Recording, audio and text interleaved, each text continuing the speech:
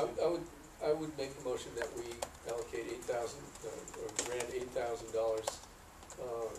with the contingency that the grants committee review this and bring it back to the board with a recommendation. Okay, and I'll second the motion. Any other discussion? Yeah, I think you're entering into a slippery slope. I think we should just table this permanently. Permanently? Permanently. I don't think it's something the district should be involved in. If I could, I just wanted to, I don't want to take a lot of your time, but there was an article recently by the, I'm Diana Reddy. Yes.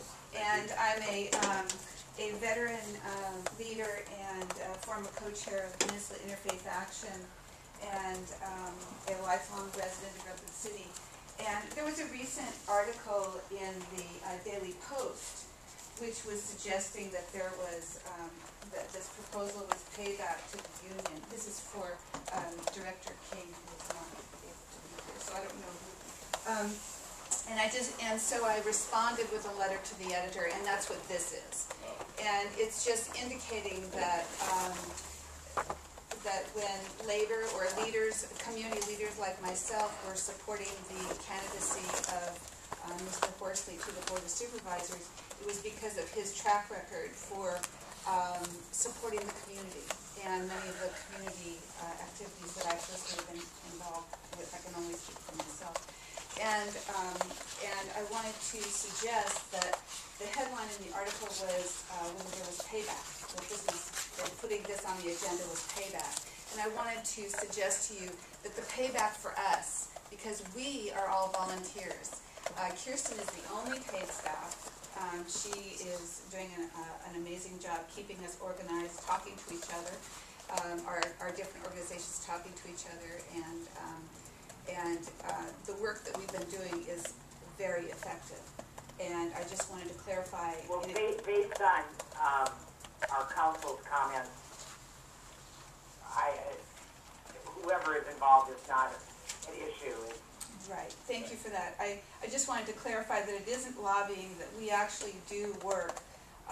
We're very effective in reaching out to the community and informing them about what their options are and increasing the number of people who, for instance, are provided Medicaid benefits and that kind of thing, so that we can save the county money, ultimately, for the emergency rooms and the hospitals and that kind of thing. So I just wanted, I didn't want to go on and on, but I did want to present that to you. Thank you, Diana.